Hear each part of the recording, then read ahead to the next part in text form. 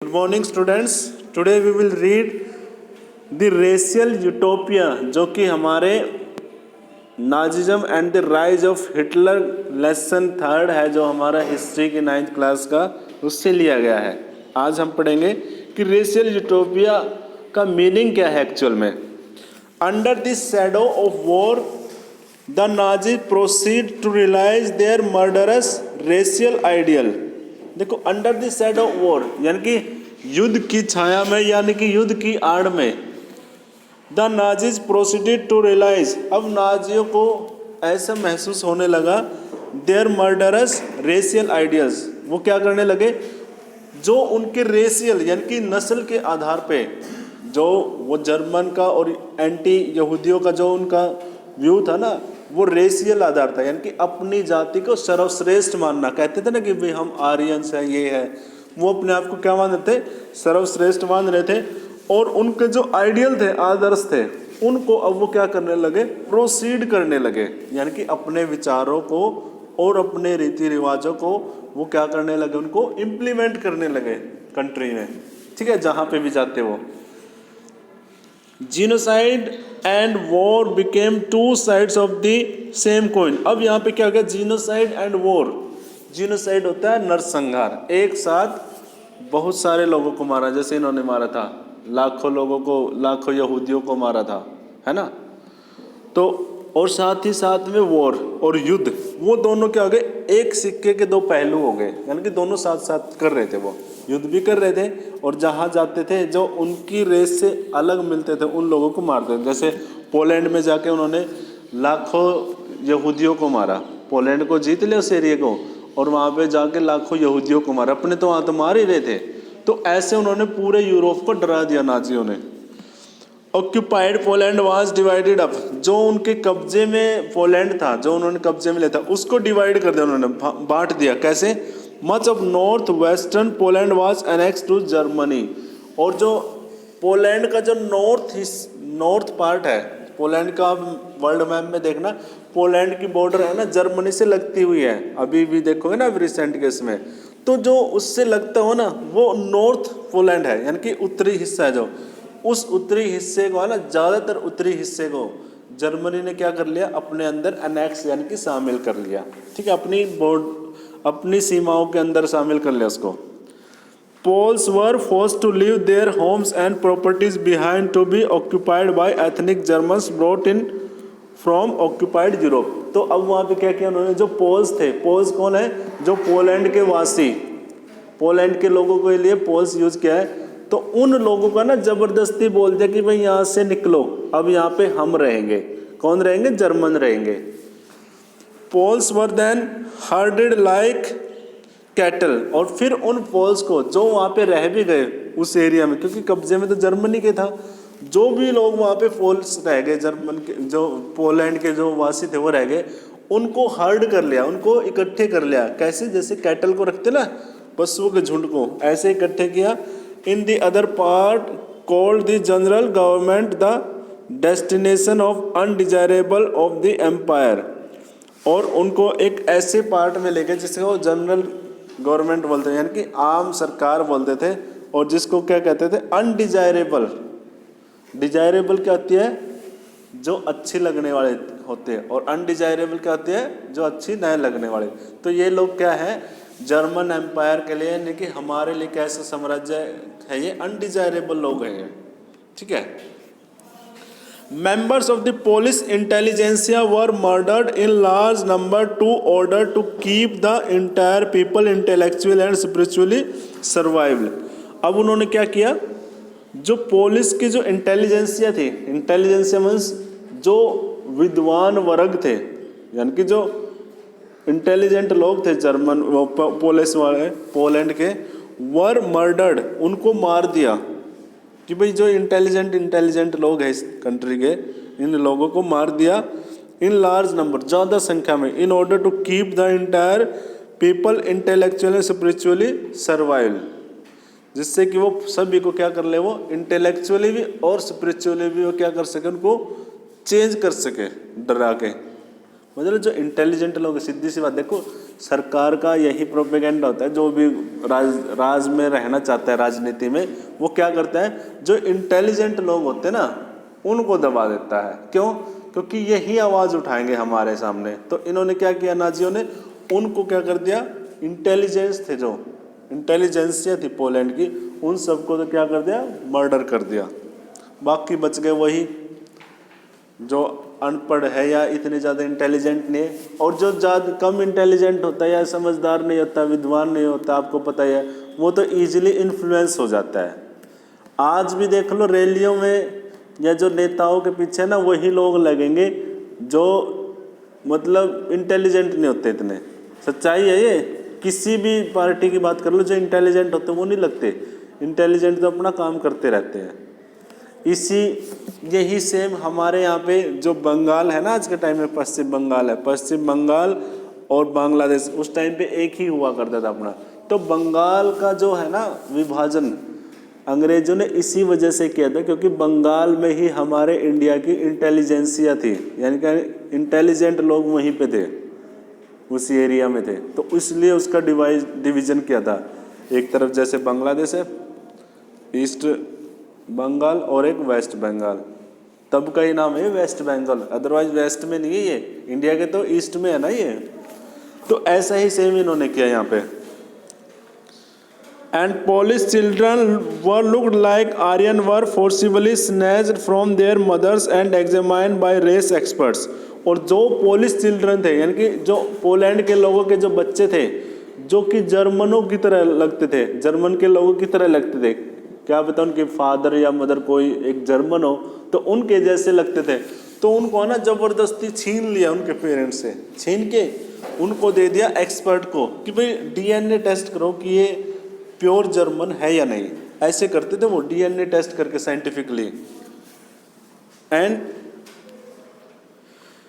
if they passed the race test, they were raised in German families, and if not, they were deposited in the orphanage where most perished. अगर वो test में पास हो जाते हैं उन बच्चों को, तो उन बच्चों को क्या करते हैं, वो जर्मन पेरेंट्स को दे देते हैं, वो अडॉप्ट कर लेते हैं कि भाई इनका रियर अप करो, इनको रेज अप करो, यानी कि इनका पालन पोषण आप करो अब आगे, ठीक है। और जो बच्चे फेल हो जाते उस टेस्ट में, यानी कि जो डीएनए टेस्ट होता था, उस डीएनए टेस्ट में ये चेक किया जाता था कि ये बच्चे प्योर जर्मन है या नहीं है। जो फेल हो जाते थे उनको ऑर्फनेज में, यानी कि अनाथालय में छोड़ देते थे, जहाँ पे वो पेरिश हो जाते, यानी कि मर जाते थे वहाँ पे। अनाथालय में आपको पता है कहाँ इतने वो रखते होंगे, और वो तो कैसे रखेंगे नाजी तो। If they pass with some of the largest ghettos and gas chambers, the general government also served as the killing fields for the Jews. और वहीं जनरल गवर्नमेंट क्या करती थी, बड़े बड़े गैटोज, यानी कि ऐसा प्लेस बना दिए, बड़े बड़े एक जगह बना दी, बड़े बड़े प्लेसेस, एंड गैस चैम्बर्स, और वहाँ पे उन्होंने गैस के चैम्बर्स बना दिए, बड़े बड़े गोदाम बना दिए गैस के। और वो क्या करते थे, वहाँ पे वो फील्ड बन गए ज्यूइश की किलिंग का। वहाँ पे ज्यूइश लोगों को, यानी कि यहूदियों को इकट्ठा करते और उनको वहाँ पे मार देते। देखो यहाँ पे ये ट्रेन दिखा रखे है, this is one of the freight car use to deport Jews to the death chamber. ये जो फ्रेट कार्स है ना, फ्रेट कार्स का मतलब ये है जो मालगाड़ी होती है ना, मालगाड़ी में ज्यूइश को लेके जाते और उनको डिपोर्ट कर देते, कहाँ पे, डेथ चैम्बर में, ठीक है, उन चैम्बरों में लेके जाते थे।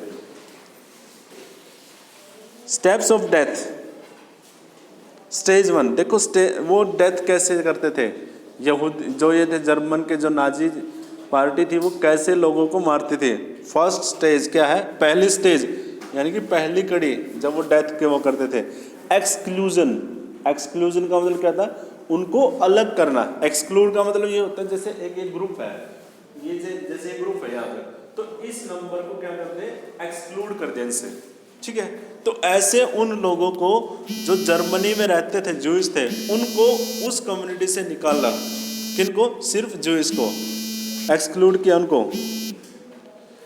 एंड ये कब हुआ, 1933 टू 1939, 1933 से लेकर 1939 तक। You have no right to live among us as citizens. इसमें ये बोला गया कि तुम लोगों को कोई अधिकार नहीं है हमारे साथ नागरिक बन के रहने का। The Nuremberg laws of citizenship of the September 1935। देखो ये न्यूरेमबर्ग का जो कानून था 1935 का क्या था, ओनली पर्सन ऑफ जर्मन और related blood would hence for the German, यानी कि केवल वही व्यक्ति या जो ब्लड रिलेशन है जिसका वही क्या होगा, जर्मन सिटीजन होगा, और उसको ही क्या करेगा, जर्मन एम्पायर उसके क्या करेगा, प्रोटेक्शन करेगा, उसको नागरिकता देगा जो जर्मन का है ब्लड रिलेशन से भी। दूसरा, marriages between Jewish and German were forbidden. यहूदियों के और जर्मन वासियों के बीच की में अगर कोई मैरिज भी होती है वो क्या करे जाएगी, फॉरबिडन, उसके लिए मनाही है, बंदिश लगा दी। Extra marital relation between Jewish and German became a crime. अगर कोई एक्स्ट्रा मैरिटल अफेयर करता है, यानी कि मैरिज तो बंद कर ही दी, मान लो उसके बाद कोई लव अफेयर वगैरह भी करता है जर्मन का किसी यहूदी से या यहूदी किसी जर्मन से, तो वो भी क्या माना जाएगा, एक अपराध माना जाएगा, उसके खिलाफ भी कार्रवाई होगी। Jewish were forbidden to fly the national flag. और जो जूइश लोग यहूदी लोग हैं उनको मना कर दिया गया है कि वो कोई भी नेशनल फ्लैग है जो हमारा जर्मनी का, जर्मन एम्पायर का, उसको वो नहीं रखेंगे, ठीक है, उसको फहराएंगे नहीं, ठीक है। अदर लीगल मेजर्स इंक्लूडेड, अन्य लीगल मेजर्स देखो उन्होंने क्या क्या किए। बायकॉट ऑफ जूइश बिजनेस, जितने भी जूइश के बिजनेस है ना उनका करो बहिष्कार। एक्सपल्सन फ्रॉम गवर्नमेंट सर्विसेज, जो सरकारी नौकरियों में लगे हुए हैं उनको वहाँ से निकालो। For selling confiscation of their property, और जो उनकी जो प्रॉपर्टी है, प्लॉट वगैरह है या उनकी ज़मीनें हैं, उनको ज़बरदस्ती या तो वो बेचें या फिर उनसे कॉन्फिस्केट कर ले, या फिर उनसे ज़बरदस्ती छीन ले, जब्त कर ले उनसे, ये काम करते थे वहाँ पे। Besides Jewish properties were vandalise and looted. इसके अलावा जितने भी जूइश थे उनकी जो प्रॉपर्टी थी उनको क्या करते थे, या तो वैंडलाइज, यानी कि किसी ने दुकान वगैरह फैक्ट्री वगैरह कर रखी है, वहाँ जाके कई सारे लोग इकट्ठे होके नाजी पार्टी के, वहाँ जाके उनको वैंडलाइज यानी कि तोड़ फोड़ कर देते या फिर लूट लेते, ठीक है, या हाउस अटैक करते, उनके घरों के ऊपर अटैक करते, और या फिर उनको क्या करते, उनके सैनगोज है, ये जो जूइश है ना उनके टेम्पल है, साइनागोज बोलते हैं, जैसे अपने टेम्पल है ना उनके टेम्पल को साइनागोज बोलते हैं। जैसे क्रिश्चियनों का तो क्या है, चर्च है, और जो यहूदी थे उनके कहते हैं साइनागोज, तो उसको क्या करते वो जला देते या फिर अरेस्ट करते उस व्यक्ति को जो प्रोग्राम कर रहा हो कुछ भी वहाँ पे, है ना। In pogrom in November in 1938 remember as the night of broken glass, और ये 1938 की जो नाइट है उसको याद किया जाता है किस चीज़ से, नाइट ऑफ ब्रोकन ग्लासेस, ठीक है। देखो साइनागोज क्या है, प्लेस ऑफ वर्शिप, यानी कि पूजा करने का स्थान, जैसे अपना मंदिर होता है ना ऐसे ही वो। दूसरा क्या है, हाँ जी, नेक्स्ट स्टेज है सेकंड, गैटोजाइजेशन। ये हुआ 1940 से लेके 44 तक, यानी कि 1940 से 1944 तक। You have no right to live among us. इसमें क्या बोल दिया कि तुम्हारे पास कोई अधिकार नहीं है हमारे बीच में जीवित रहने का, live among us. From September 1941 all Jewish to wear yellow star of David on their breast. जितने भी जूइश थे जो अपने ब्रेस्ट के ऊपर डेविड स्टार का जो क्या है, जो क्रॉस पहने हुए हैं, ठीक है, wear A yellow star of David, यानी कि स्टार ऑफ डेविड है कोई उनका साइन होगा, वो पहने हुए हैं। This identity mark as the stamped on their passport, और यह आइडेंटिटी उनके पासपोर्ट पे भी लगा दी। एक येलो स्टार है, कोई उनका साइन होगा जूइश का, वो उनके ऊपर लगा दिया, वो पहने रहना, जैसे क्रॉस पहनते हैं हम, ओम वगैरह पहनते हैं ना, तो ऐसे उनको, और पासपोर्ट पे भी ये लगा दिया। And all legal documents and houses, उनके घरों के ऊपर भी, ताकि ये पता लग जाए कि ये लोग कौन है, जूइश है। हाँ, they were kept in Jewish houses in Germany, और उनको जूइश हाउसेज में रखते थे। And in ghettos like Lodz and Warsaw in the east, और उनको वारसा और लॉर्ड्स में उनको क्या रखते थे, ले जाते थे। वारसा आपको सुना है, पोलैंड की कैपिटल है आज के टाइम में वारसा, और उस टाइम पे वारसा को किसके लिए रखते थे? जूइस के लिए, वहाँ पे लेके जाते थे, ठीक है, कंसंट्रेशन कैंप थे। These became sites of extreme misery and poverty, और ऐसे साइट है ना बहुत ज़्यादा कष्टकारी और गरीबी के हो गए। Jews had to surrender all their wealth before they entered a ghetto, और Jews को क्या करना पड़ता था? जितना भी उनके पास धन वगैरह था वो सारा का सारा उनको सरेंडर करना पड़ता था, तब वो गैटो जाते थे, ठीक है। And soon the ghettos were brimming with hunger, और कुछ ही दिनों में जिस अलग स्थान पे लेके जाते थे उन गैटो में, वो क्या हो गए? भर गए। किससे? विद दी हंगर, भूख से, भूखमरी से। एंड स्टारवेशन एंड डिजीज, और उससे क्या हो गई? बीमारियां पैदा होने लगे।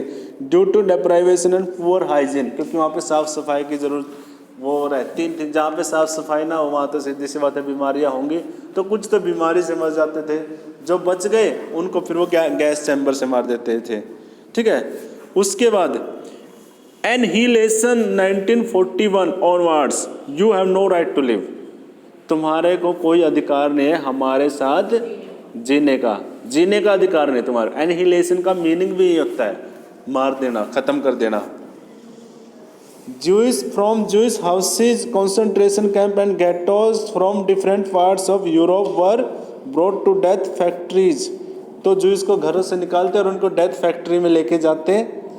गुड्स ट्रेन, वो जो गुड्स ट्रेन की पिक्चर दिखा रखी ना, उसमें लेके जाते मालगाड़ियों में। In Poland and elsewhere in the east, Poland में और कहीं और ईस्टर्न साइड में। Most notably Belzec, Auschwitz, Sobibor, Treblinka, Chelmno and Majdanek, they were charge in gas chambers, और उनको गैस चैम्बर में चार्ज, यानी कि चार्ज का मीनिंग वैसे तो होता है जला देना, तो जहरीली गैस से उनको मार देते थे, वो जलाने का ही काम हो गया।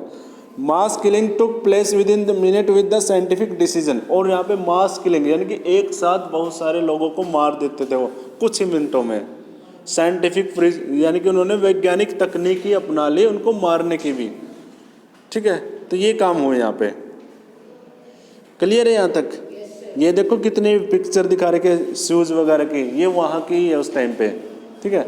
इसको है ना, इसको हिटलर के समझने के लिए एक बड़ी अच्छी मूवी है, एक तो है diary of Anne Frank, diary of Anne Frank नाम की एक मूवी मिलेगी, या तो वो या हिटलर के नाम से भी। डायरी ऑफ एनी फ्रैंक में बिल्कुल रियलिटी दिखा रखी है यहाँ पे कि कैसे क्या हुआ यहूदियों के साथ उस टाइम पे, ठीक है। नेक्स्ट है यूथ इन नाजी जर्मनी, और नाजी जर्मनी में यूथ कैसे थे, यानी कि युवाओं के साथ क्या हुआ, ये तो हमने उनके बारे में पढ़ लिया, उनके साथ क्या हुआ। Hitler was fanatically interested in the youth of the country, और हिटलर है ना देश के युवाओं के प्रति ना बहुत ज़्यादा फैनेटिक था, यानी कि उनको बहुत चाहता था वो, ठीक है। जैसे कोई नेता कहता है ना भाई युवाओं में वो ताकत है, तो वो भी युवाओं के प्रति बहुत ज़्यादा फैनेटिक रहता था। And he felt that strong Nazi society could be established only by teaching children Nazi ideology, और वो यह समझता था कि नाजी सोसाइटी को स्ट्रॉन्ग बनाने के लिए क्या करना पड़ेगा, हमें उनको नाजियों की आइडियोलॉजी पढ़ानी पड़ेगी बच्चों को। कौन सी? नाजियों की, हमारी पार्टी की जो विचारधारा है वही पढ़ानी पड़ेगी। This required A control over this child both inside and outside school, और इससे क्या होगा कि यह जो स्कूल के अंदर के बच्चे हैं और जो बाहर के बच्चे हैं उन दोनों के ऊपर हम कंट्रोल कर लेंगे, उनको हम अपनी विचारधारा सिखा देंगे और वो हमारे जैसे सोचने लग जाएंगे। What happened in the schools under Nazism, और नाजियों के अंडर आके स्कूलों के साथ क्या हुआ, पहले तो all schools were cleansed and purified, पहले तो सब स्कूलों को क्लीन कर दिया और उनको प्योरीफाइड कर दिया। कैसे क्या हुआ देखो।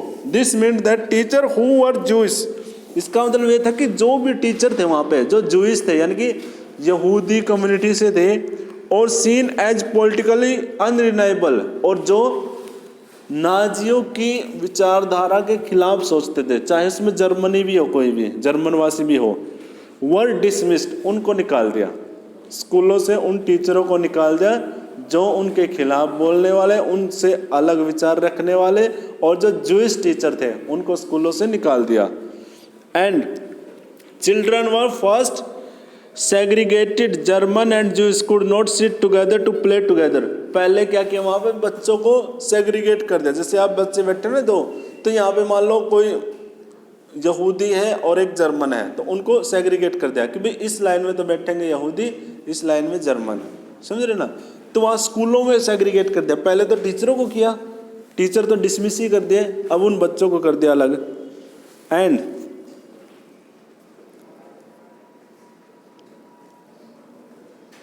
सब्सिक्वेंटली अनडिजायरेबल चिल्ड्रन, और उसके बाद जो अनडिजायरेबल चिल्ड्रन थे, यानी कि जिन बच्चों की उनको चाहना नहीं थी, वो है undesirable children. Jewish the physically handicapped, जो जूइश थे वो क्या थे, फिजिकली, जूइश के अलावा जो फिजिकली हैंडीकैप्ड यानी कि जो शारीरिक तौर पे अपंग थे, जिप्सीज थे, were thrown out of the school, उन सबको स्कूल से बाहर निकाल दिया कि भाई इन बच्चों को स्कूल में मत रखना, ठीक है। And finally in 1940s they were taken to the gas chambers, और अंत में 1940 तक आते आते, पहले तो उनको सेग्रीगेट किया था, स्कूलों से निकाल दिया फिर उन बच्चों को, और 40 में आते आते उन बच्चों को इकट्ठे किया, जितने भी यहूदियों के बच्चे थे, जितने भी हैंडीकैप बच्चे थे, और जितने भी जिप्सीज के बच्चे थे, उन सबको उठाया और गैस चैम्बर में वहाँ पे ले गए, और गैस चैम्बर में उनको चार्ड ऑफ कर दिया, यानी कि चार्ड आउट का मतलब वहाँ पे जला दिया, गैस से मार दिया, ठीक है, मास किलिंग कर दी उनकी भी। Good German children were subjected to process of Nazi schooling, a prolonged period of ideological training. और जो गुड जर्मन थे, यानी कि जो अच्छे जर्मन थे, ये वो लोग थे जो उनकी विचारधारा को मानते थे, फिर उन बच्चों को ट्रेनिंग दी गई, कौन सी, अपने वाले, जो उनकी खुद की पार्टी की विचारधारा थी। स्कूल टेक्स्ट बुक्स वर री रिटन, जो स्कूल की किताबें, स्कूल थे और स्कूलों की जो किताबें थी, उनको दोबारा से लिखा गया। दोबारा से मतलब वही विचारधारा दी गई, कौन सी विचारधारा, जर्मन, वो नाजियों वाली, ठीक है। Racial science was introduced to justify Nazi ideas of race, और जो रेस को, यानी कि मनुष्य के जन्म के बारे में जो उनकी जो बुक थी, जैसे वो थी ह्यूमन स्पीसीज, जो डार्विन ने लिखी थी ना, अब उसको, उसके आधार पे उन्होंने नई वो बना दी कि भाई प्रजाति की उत्पत्ति कैसे हुई, हमारी प्रजाति की, ठीक है। तो नई साइंस इंट्रोड्यूस कर दी उन्होंने। Stereotypes about Jews were popularise even though maths classes, और जो स्टीरियोटाइप्स थे, जो जूस थे, वो क्या थे, वो पॉपुलराइज थे मैथ क्लासेज में। जूस काफ़ी इंटेलिजेंट थे, ऐसी बात नहीं है, आज भी काफ़ी ज़्यादा इंटेलिजेंट है वर्ल्ड में, तो वो मैथ क्लासेज में बहुत ज़्यादा पॉपुलर थे। तो children were taught to be loyal and submissive hate Jews, और बच्चों को वहाँ पे सिखाया गया कि भाई आप है ना लॉयल रहो, वफादार रहो, सबमिसिव यानी कि स्वीकार करने वाले हो, हमारी बातों को मानने वाले, ऐसा नहीं कि अकड़ने वाला भी नहीं होना चाहिए। जो भी अकड़ दिखाता है उस बच्चे को, तो वो चाहे वो जूइश भी हो, जर्मन भी हो, उसको भी वो मार देते थे, उनकी विचारधारा मानने वाला हो, और साथ ही साथ में क्या हो, जूइश से हेट करता हो, नफरत करता हो।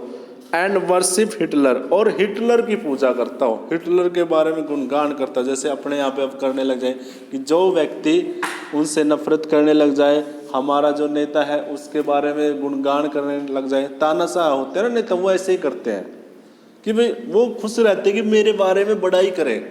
जो डेमोक्रेटिक नेता होता है ना, वो नहीं कहता ऐसे कि भाई देश मेरे बारे में गुणगान करता रहे, ये करता रहे, समझ रहे ना। तो ऐसा हिटलर ने किया था उस टाइम पे।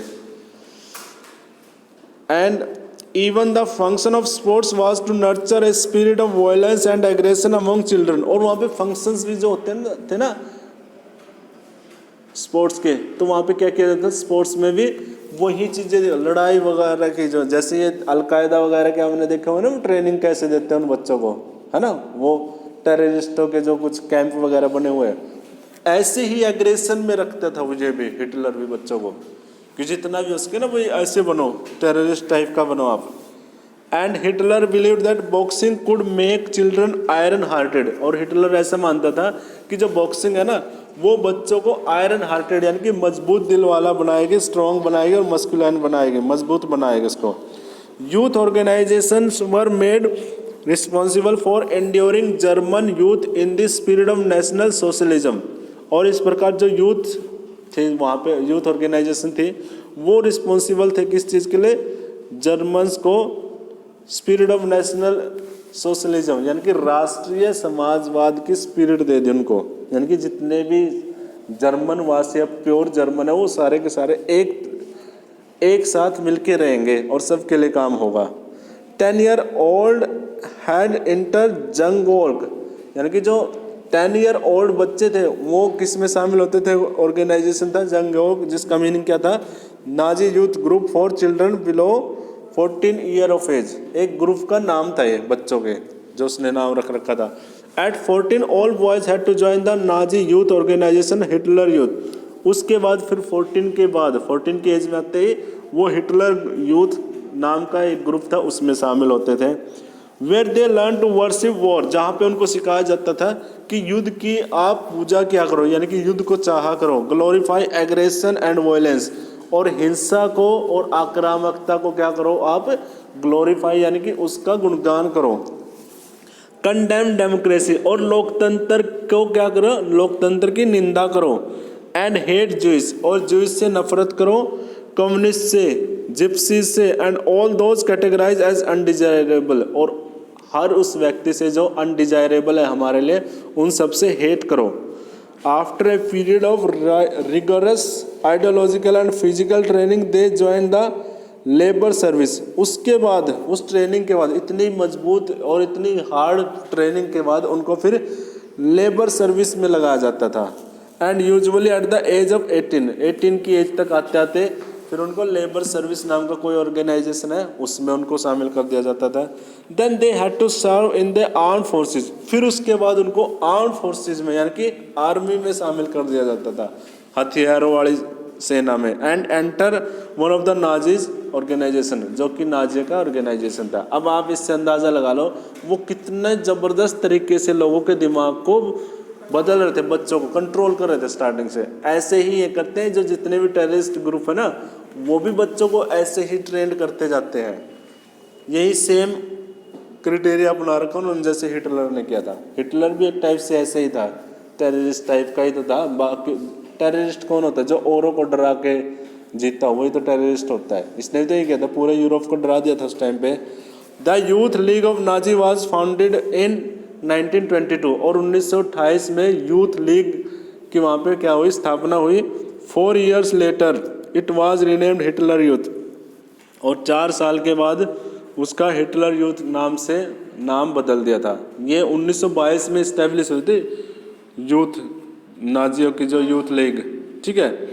To unify the youth movement under Nazi control all other youth organisation were systematically dissolved and finally banned, और इस प्रकार यूथ मूवमेंट को यूनिफाई करने के लिए और अन्य प्रकार की जितनी भी यूथ थी उनको उसमें जोड़ लिया, या फिर कोई उनसे अलग थे उनको डिसॉल्व कर दिया, उनको भंग करके उनको एक ही बना दी हिटलर यूथ नाम की वो, ठीक है। कल आगे यहाँ पे है ना कुछ एग्जाम्पल है, दो तीन सोर्सेज कहाँ से हमें। अब आपको भी ये डाउट होगा कि एक्चुअल में ऐसा हुआ भी था या नहीं हुआ था। ये एक्चुअल में हुआ था, उसके सोर्सेज बता रखे। जैसे फर्स्ट सोर्सेज ये है, source C, all boys between the age of 6 and 10 went through a preliminary training in the Nazi ideology. जो 6 से 10 साल के बच्चे थे, लड़के थे, उनको पार्लिमिनरी यानी कि प्रथम स्टेज थी वहाँ पे भेजा जाता था उनको। At the end of the training they had to take the following oath of the loyalty to the Hitler, और जब उनकी ट्रेनिंग पूरी होती थी तो वो ये बोला करते थे हिटलर को लॉयल्टी दिखाने के लिए, in the presence of this blood banner with represent our Fuhrer I swear to devote all my energies and my strength to the saviour of the our country Adolf Hitler. यानी कि सब यही कहते थे कि हम जो ये ब्लड बैनर का मतलब क्या है, जो ब्लड के स्वास्तिक वाला जो साइन था ना, इसकी स्वेयरिंग हम लेते हुए यानी कि झंडे की हम सब शपथ लेते कहते हैं कि हम पूरी तरह से हमारे अडोल्फ हिटलर के क्या रहेंगे, लॉयल रहेंगे। और फ्यूरर उन्हीं को बोलते थे जो नाजी पार्टी के मेंबर थे ना, उनको फ्यूरर बोलते थे। And I am willing and ready to give up my life for him so help me God. और वे ये कहते थे कि मैं तैयार हूँ और मैं अपनी लाइफ को क्या देना चाह रहा हूँ, भगवान को, इसको हिटलर को देना चाह रहा हूँ और भगवान मेरी क्या करे, हेल्प करे। तो ऐसे बच्चे ट्रेन होके ऐसे जाते थे वो। नेक्स्ट सोर्सेज डी में देखो ये सोर्स रियलिटी पे है, ऐसे मत लगाओ कि ये कोई कहानी है, ये सच्चाई है, ऐसा हुआ था। सोर्स डी, रॉबर्ट ले head of the German labour front. वही रॉबर्ट ले नाम का जो जर्मन लेबर फ्रंट का जो हेड था, उसने बताया था कि देखो we start when the child is 3 years old। हम तब स्टार्ट करते हैं जब बच्चा 3 साल का था। As soon as he even start to think he is given to little flag to you. जब वो सोचने लग जाते, देखो 3 साल का जो बच्चा था उसको फ्लैग दे देते थे, छोटे नेशनल फ्लैग, ताकि उनके अंदर देशभक्ति की भावना बनी रहे। एंड देन कम्स स्कूल, फिर स्कूल आता, द हिटलर यूथ, फिर स्कूल में ट्रेनिंग देते हैं, फिर उसके बाद हिटलर के यूथ, फिर मिलिट्री सर्विस में। But when all this is over we don't let go of anyone. और जब यह सारा खत्म हो जाता तो हम किसी को जाने भी नहीं देते थे। The labour front take hold of them, और लेबर फ्रंट उनके ऊपर क्या रखता था, होल्ड रखता था। And keeps hold until they go to the grave, और उनको तब तक कंट्रोल में रखता था जब तक कि वो ग्रेव में, यानी कि जब तक वो मर नहीं जाते थे। वेदर दे लाइक इट और नॉट, चाहे वो युवा चाहे या न चाहे, चाहे उनको वो चीज़ें पसंद हो या न हो। तो ऐसे ट्रेन करता था वो। ये ट्रेनिंग ही बहुत ज़बरदस्त होती थी। ऐसी ट्रेनिंग होने के बाद तो आप अंदाज़ा लगा सकते हो कि वो युवा किसके बारे में सोचेगा, सिर्फ और सिर्फ हिटलर के बारे में सोचेगा। जैसा वो कहेगा ऐसे ही करेगा। उन्होंने ही तो मास किलिंग की थी उसके कहने पे। ठीक है, तो आज हम यहीं तक पढ़ेंगे, कल करेंगे बाकी। ठीक है।